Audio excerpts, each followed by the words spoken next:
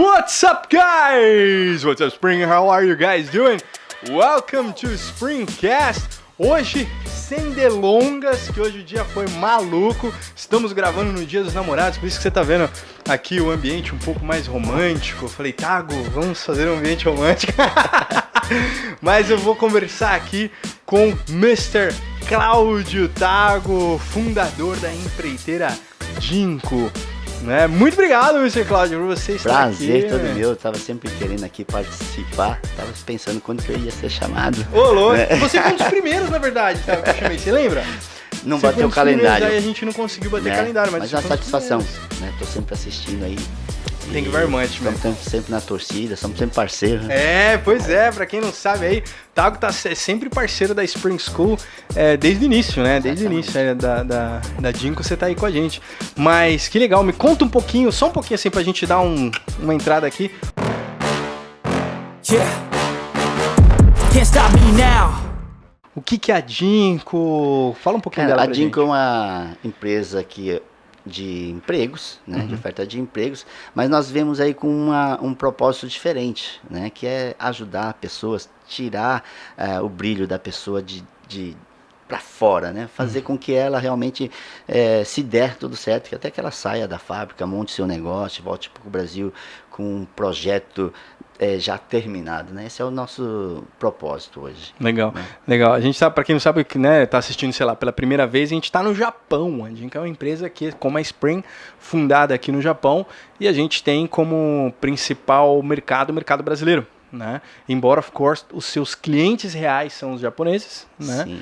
E aí você contrata, pega os brasileiros e coloca dentro da fábrica do Caixá, né? Exatamente, damos todos o suporte que é necessário, né? Desde alugar um apartamento, até levar para a fábrica, ensinar o serviço e o serviço de hospital, tudo que a pessoa precisar, necessitar, nós estamos ali dispostos a fazer o serviço. Legal, né? legal. E acho que é difícil, na verdade, realmente você estar entre os dois lados, né? Entre o brasileiro e a empresa japonesa, que muitas vezes é complicado, porque às vezes a pessoa fala assim, eu sei falar Nihongo, né?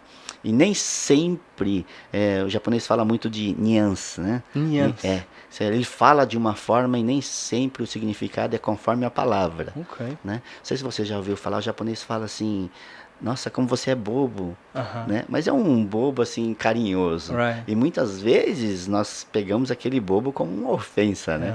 Então nós temos casos que nós temos que mandar o tradutor porque o nosso funcionário está bravo. Porque o chefe chamou ele de bobo. Entendi. O bobo, no caso, bacá mesmo? Exatamente. Mas bacada, né? Então, assim, tem essas diferenças, às vezes, que é necessário um tradutor. Agora, a pessoa, quando tem um nível, né, mais alto de Nihongo, a gente não passa por isso. Entendi. Mas quando a pessoa está ali naquelas primeiras caminhadas, ela passa por essas gafes aí. Não, mas assim, a gente tá aqui a gente estava conversando um tempão antes, né? A gente teve que segurar para ter conteúdo aqui, que a gente conversou tanto antes que já falamos de tudo que vocês imaginaram. Mas o legal é entender como que a Dinco surgiu. Acho que isso é o mais bacana de explicar pro pessoal. Né? Cara, é uma coisa assim. Eu trabalhei 27 anos como responsável, né? O famoso Tantosha. E eu... 27 anos de Tantosha. Teve uma parada lá de demissão voluntária. Eu falei, opa, tô nessa, tô cansado, vou fazer alguma coisa. E abri uma academia, cara. Ah, você abriu uma academia? A ideia não era não era empreiteira? Eu falei, vou tentar alguma coisa, aquilo que eu gosto de fazer, né? E começamos até com esses planos, né? Só que aí a conversa fica muito longa, mas... Apareceram pessoas no meio e falaram, cara, você faz bem isso aí, então vamos tocar isso aí. E falaram, tá, vamos ver no que dá então. E montamos a Dinco. Mas a academia não morreu, né? A academia, ela virou um sonho ainda de casar hoje, pra quem não sabe. Sou casado com a Paulinha, né? Dona Delas Fit Gym, que fica em Okazaki, somente para mulheres. Então, nosso sonho... foi realizado de uma outra forma. Sim. Então, assim, aí a Dinco surgiu dessa forma. Então, não era para ser uma empreiteira, mas, bom, tem uma fase na nossa vida que nós temos que decidir, sabe? O que nós vamos fazer aquilo que nós gostamos ou aquilo que nós sabemos fazer. Ok. Né? Então, naquele momento, eu tive que optar por aquilo que eu sabia fazer de melhor, que era empreiteira. Né? E o segundo sonho vem através daquilo que eu gostaria de fazer, que é a academia. Então, assim, eu nunca deixei um sonho guardado. Muito legal. Né? É legal isso que você citou, Thiago, porque eu sempre falo o seguinte, pessoal. Tem uma frase que, inclusive, a gente tem nos cadernos, nas camisetas da Spring, espalhadas na escola, que é o seguinte: do what you love and love what you do. Que é, faça o que você ama e ame o que você faz. Por quê? Hoje, eu tranquilamente posso falar que eu faço o que eu amo, que é me conectar com pessoas, ensinar, ajudar pessoas. Eu amo fazer isso. Mas em determinado momento da minha vida, eu tive que fazer algo, que é o love what you do, eu tive que amar aquilo que eu estava fazendo. E eu falo isso pra galera, eu falo, tudo bem se você não tá fazendo o que você ama, mas ame o que você tá fazendo, porque dessa maneira você vai fazer o melhor, você vai dar o seu melhor, e aí você vai gerar resultado. Só amando o que você tá fazendo hoje, você vai conseguir fazer o que você ama amanhã. Cara, e é uma parada assim que eu descobri quando eu montei a Dinco. E eu pensei, quando eu trabalhei 27 anos, né? Não aguento mais esse mundo, levantei a mão e vou sair. Cara, quando eu montei a Dinco, eu vi o quanto era importante a empresa em si, né? Pelo propósito da empresa, e o quanto eu gostava de fazer. E principalmente, o quanto eu sei fazer bem. Né? Falei, cara, também 27 anos de experiência. Exatamente. Então, assim, hoje eu vejo problemas que eu passava antigamente, quando eu era empregado, e os problemas de agora são maiores, porque agora muito você é o dono. Né? E esses problemas não me tiram só no hoje, né? Porque eu sei como resolver esse problema. Então, foi um processo necessário, né? Até você chegar a gostar daquilo. Então, assim, eu acho que foi preciso uma virada de chave para entender que realmente eu gostava daquilo. Então hoje eu acordo disposto para ir trabalhar. Né? Não é porque é minha empresa. Realmente aquilo que eu faço hoje existe um propósito. Né? Então eu vou ter que falar sobre Deus, vou ter que falar sobre ajudar pessoas, né? E ser servente para as pessoas. Hoje isso me tira da cama. Cara, é muito bom. Muito satisfatório. Bom. Não, eu totalmente, a gente fala em inglês, I rely, eu me conecto com o que você está falando. Tem uma vez eu estava dando uma palestra, e aí no finalzinho da palestra eu abri para o pessoal fazer pergunta e tal, e aí era só, a maioria era empresário, e aí ele levantou, era um empresário relativamente grande e tal, tinha um resultado bacana, mas ele não gostava do que ele fazia, né? Ele não gostava de fazer exatamente o que você falou, ele não gostava de levantar para ir trabalhar. Sabe? E ele já era uma pessoa com bastante sucesso assim, na área profissional, financeira pelo menos. E aí ele perguntou para mim, Guto, como que você faz para levantar de manhã e trabalhar com vontade? O que te faz levantar? Foi a primeira vez que me perguntaram aquilo. E assim, super rápido me estralou. Eu falei, cara, eu levanto com um propósito. Meu propósito é ajudar pessoas. Eu tenho que ajudar a vida de alguém. Esse é o meu propósito. Se eu levantei, eu não posso ir dormir sem ter feito a diferença na vida de alguém de alguma maneira. Né? Então é para isso que eu levanto todos os dias. Você tem que ter um propósito. Né? Que é exatamente o que você falou. E eu acho que assim, todas as profissões, né? Você pode estar vendendo um café. Aquele café faz a diferença no começo do dia da pessoa. É verdade, exato. Né? Então o fato de muitas pessoas até lacrarem as empreiteiras, né? Muitos lacram como o que rouba a parte do seu salário. Então hoje eu entendo que é muito diferente, cara. Eu falei para você, né? Ano passado eu passei 60 fábricas. 60. Foram 60 nãos. Tá? Então é difícil você entender que você precisa ter 60 não para depois você conseguir um sim. Né? E numericamente é bom, porque agora eu sei que se eu receber mais 60 não, eu vou ter mais um sim. Então criou-se agora uma plataforma para mim trabalhar. Sim. Então assim, nessa insistência eu vi que, cara, indiferente do que as pessoas pensam sobre o meu trabalho, sobre a minha empresa, é muito importante como eu me posto perante a minha empresa. Então, para mim, eu acho assim, eu criei essa empresa hoje para ajudar pessoas de alguma forma. Então, se as pessoas conseguem ter um nível de Nihongo alto e ela consegue ir procurar serviço sozinha, cara, parabéns, é mérito, né, tudo dela. Mas muitos ainda não conseguem fazer isso aí. Então, eu me vejo servindo essas pessoas. Sem dúvida. Cara. Então, isso é gratificante hoje, entender. E eu poderia ter essa compreensão antigamente. Cara, ia fazer muita diferença na minha vida. Mas você disse quando você era funcionário? Exatamente. Então, assim, você vai muito por um salário, né? Então, eu vou picar o cartão e eu quero saber que horas são para ir embora, que hora que é o meu almoço. Entendi. Né? Então, hoje eu não tenho isso, eu não sou preso a um horário. Então, claro que eu sou bem regrado, né? Então, Sim, eu tenho horário para acordar, horário para treinar, horário para comer, né? Mas hoje eu consigo entender que eu não sou preso a um cartão de ponto. Entendo. É muito mais do que isso, Exatamente. né? Então, meu propósito é maior do que as minhas horas trabalhadas. Perfeito.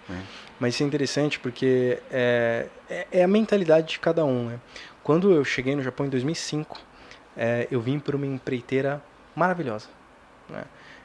Se não fosse ela, eu não teria vindo, né? Então, nunca na minha mente passou o que você descreveu, que muitas pessoas com certeza acham que a empreiteira está lá só para arrancar o dinheiro. Não, cara.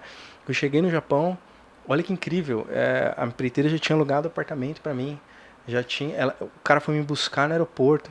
Eu nunca esqueço, tá fazendo quase 20 anos, cara. E eu lembro daquele caminho entre o aeroporto e até a casa, e no meio dele a gente parou num Kyujyu, sabe? Pra fazer a nossa primeira compra, pra ter coisa pra comer em casa, sabe? E quando a gente chegou, tava lá, a gente tinha um futon pra dormir, a gente tinha geladeira, a gente tinha um prato, era pouca coisa. A gente tinha um prato pra mim, um prato pra Nevelyn, pra minha esposa, um copo pra mim, um copo pra ela, mas o carinho que eles prepararam, sabe? Eu via aquilo. Eu não via se era tudo novo, eu não via se era tudo do jeito que eu queria. Não, cara, tipo, eu cheguei e eu tinha um apartamento, eu tinha tudo ali pronto pra mim. Então eu sempre tive um carinho muito grande por essa empreiteira, e ela que pagava muito mal, ela não pagava bem. Inclusive, era a empreiteira que você trabalhou aí muitos anos atrás. E eu sempre tive ou talvez você tenha sido meu chefe lá atrás, sabe? Saber, muito provavelmente, né? Tava lá na região de Nazawa, só para poder de Mokuji, só para poder te dar uma direção, né? Só que eu sabia que eu ganhava mal e tava tudo bem.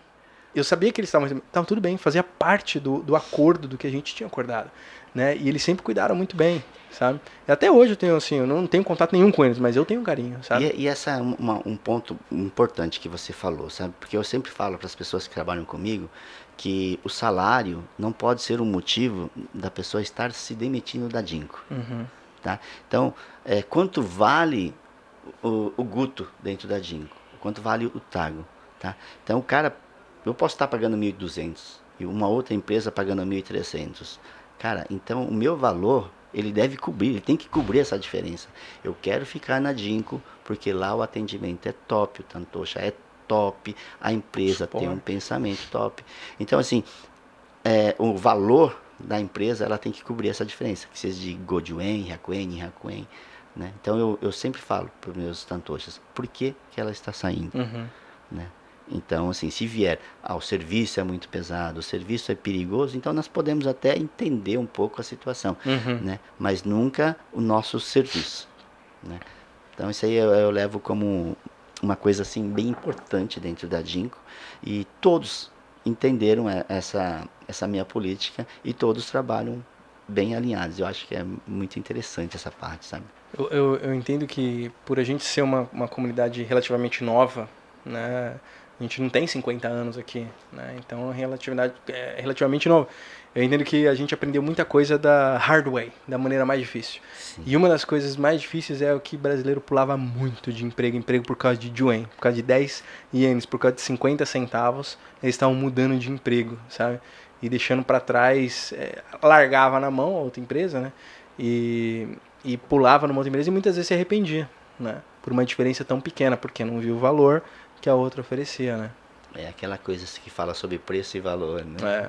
Então, assim, eu acho que... Não, o mercado mudou muito, né? A nossa comunidade, ela mudou muito. Evoluiu né? muito. Acredito que quando você chegou, quando eu também cheguei, tinha um conjuntinho de futão. Então, aquilo era maravilhoso, né? Mas hoje os parâmetros são outros, né? Então, a nova geração, ela vem... São nossos filhos, na verdade. Verdade. Ou seja, nós demos uma educação melhor, nós demos uma qualidade de vida melhor.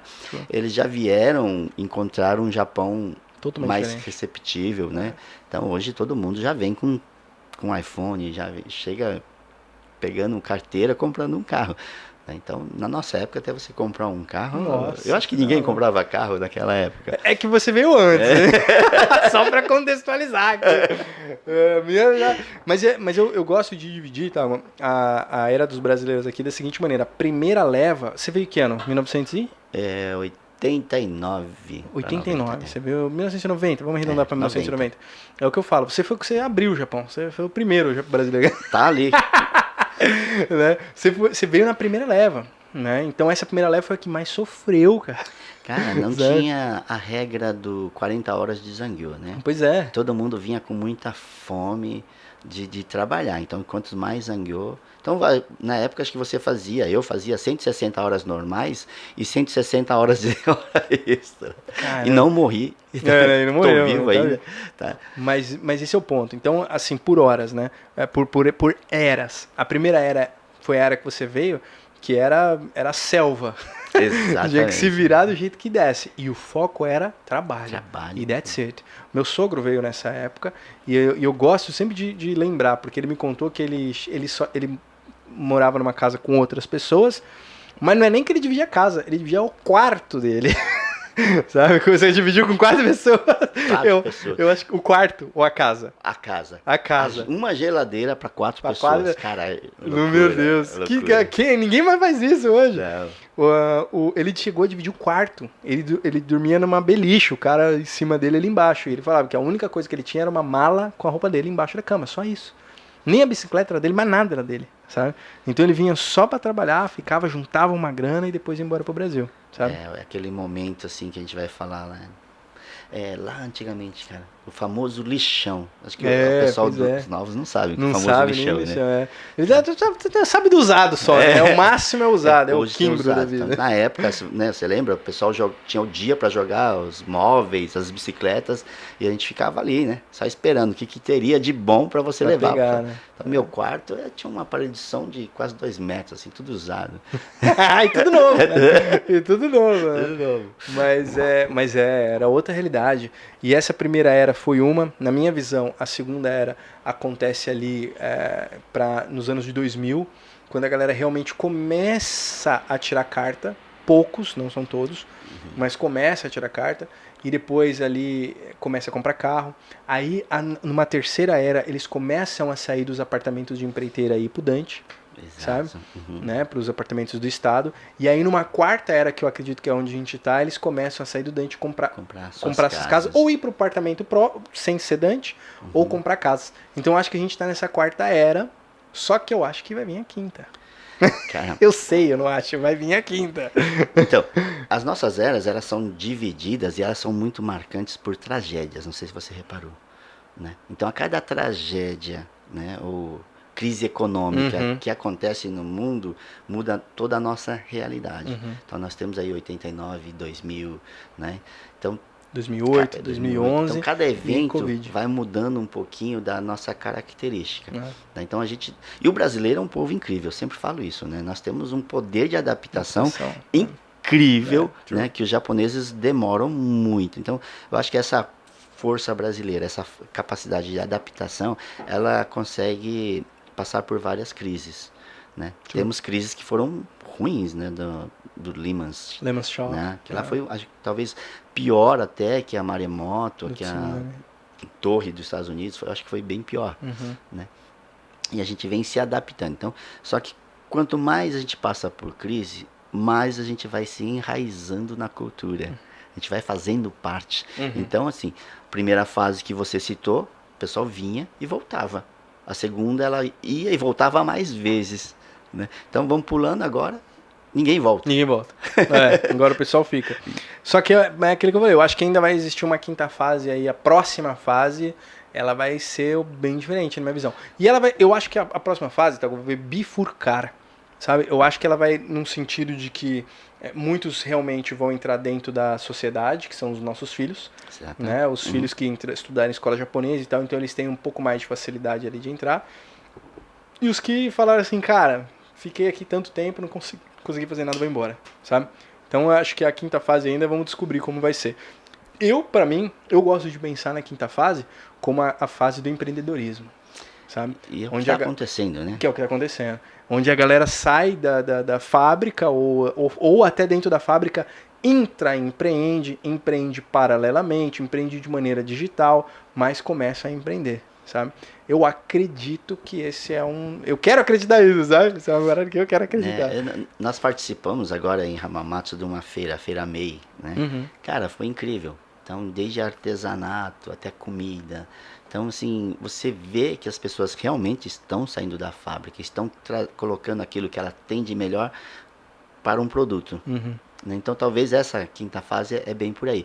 E nós temos aí alguns problemas, né? Nossos filhos não vão mais para a fábrica. Uhum. Eu não consigo mais trabalhar numa fábrica. Uhum. Então, assim, a nossa sociedade, fora a sociedade japonesa, a comunidade japonesa, nós estamos envelhecendo. É. Né? Sure. Então, nós temos um concorrente muito forte, que são os asiáticos. Então, hoje a nossa comunidade, aí, desculpa se eu estiver errado, nós devemos estar aí com 290 mil, né, brasileiros, 280. Então, estamos ali. Desses 280 mil, provavelmente 70, 80 mil trabalham. Né? Se eu não me engano, os últimos dados dos filipinos já tinham passado nós, estavam com 320. Uau. Né? E os vietnamitas, eles estão subindo. E a gigante. diferença é que a classe vietnamita são todas trabalhadores. É. Então, os números que você vê ali nas estatísticas é 100% trabalhador.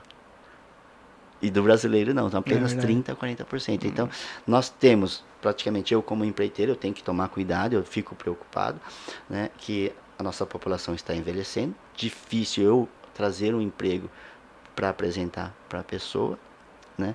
E quanto mais idade ela tem, mais difícil fica a colocação. É verdade. É verdade. Na sua visão, que é uma visão mais especialista, é uma dúvida que eu tenho que eu acho que você vai conseguir responder. Você acha que existe alguma chance deles abrirem para a quarta geração? Cara, tem alguns movimentos por trás das cortinas. Né? Uhum. Então, o movimento DKSEI, se você pensar, houve uma necessidade do país. Certo, exato. Né? Então, exato. de um país só, que é o Japão. Uhum. Então, o Japão, ele se movimentou para ir buscar.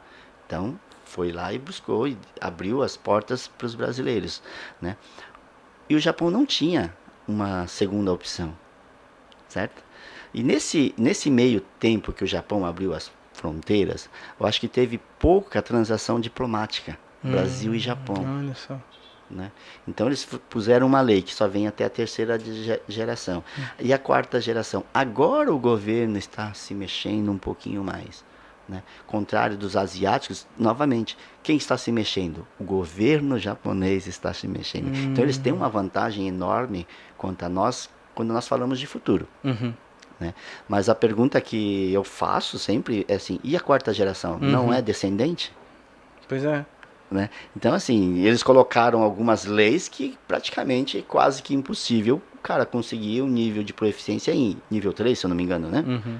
Então, deve ter... Eu lembro que no primeiro ano vieram 3 pessoas. Dentro dessas 3 pessoas, um estava na empresa que eu trabalhei. É mesmo? Caramba. Cara. Mas, bom, só o tempo dirá, né? Exatamente. Porque quando eu ouvi boatos de que brasileiros não precisariam mais de visto de turista no Japão, eu falei, imagina, jamais. Isso não vai acontecer. E aconteceu. Já aconteceu. Que foi muito bom, inclusive, tanto para o Brasil como para o Japão. Né? Um monte de amigos meus que têm condição financeira veio passear, que nunca viria, porque era muito difícil de tirar antes.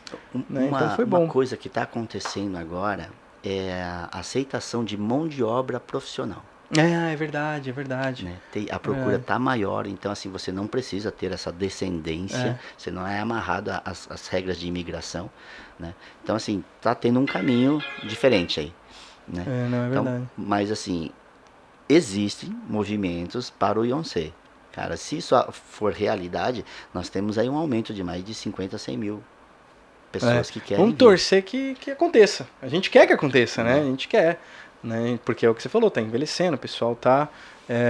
e ainda tem muita oportunidade no Japão. Né? Seja dentro de fábrica ou fora de fábrica, tem muita oportunidade, né? Bacana. Vamos falar, assim, pra gente fechar, qual que é o plano mestre mora aí pra Jinko, para os próximos passos? Cara, nós temos um projeto de projeção, tá? Então nós temos hoje um número, nós queremos dobrar esse número, né? qual que é o maior desafio? A minha área de empreiteira, ela começou há 30 anos atrás. Ou seja, eu estou dando uma largada 30 anos depois. Verdade, então, né? a minha maior dificuldade é essa, né, de você levar a mão de obra brasileira para uma empresa que ainda não teve experiência com estrangeiros. Né? Então, hoje, os meus clientes novos são todos aqueles que não têm brasileiro. Olha que interessante. Então, assim, as dificuldades que as empreiteiras tinham no começo, eu estou tendo tendo agora. agora, né? Então, eu tenho que entrar lá, Educar, traduzir todo o material, né? Mas, assim, existe mercado para ser explorado ainda. Então, hoje nós temos grandes centros, né, de brasileiros, Haiti, Shizuoka e Guma, né? Então, eu já estou indo para outros estados que ainda não estavam sendo assim alcançados pela comunidade brasileira, né? Que, ao meu ver, são estados maravilhosos, que é Osaka, Hyogo, né? Não, sem dúvida. Cara, nós estamos segunda capital Verdade, do Japão. verdade. É um lugar muito lindo para se viver, né? Mas pouco brasileiro, né? Mas por quê? Não foi abraçada essa ideia de trazer estrangeiros para aquela área. Entendi. Mas a área está crescendo muito. Então, é um dos nossos focos. Legal. Dobrar o número de funcionários ainda nesse próximo ano. Né? Nós não conseguimos ano passado porque nós dependemos muito, nós ficamos muito dependentes da área automobilística e não foi um ano muito legal. Né? Mas aí nós diversificamos um pouco, saímos um pouco dos automóveis para as outras áreas e está dando muito bom. Né? Então acredito que nos próximos anos é isso aí. Bacana. E como empresa nós estarmos alinhados, sabe, de uma forma que todos pensem da mesma forma. Então está falando para você, a logística, né, para você montar uma equipe é difícil porque um está em Osaka, outro está aqui em Haiti.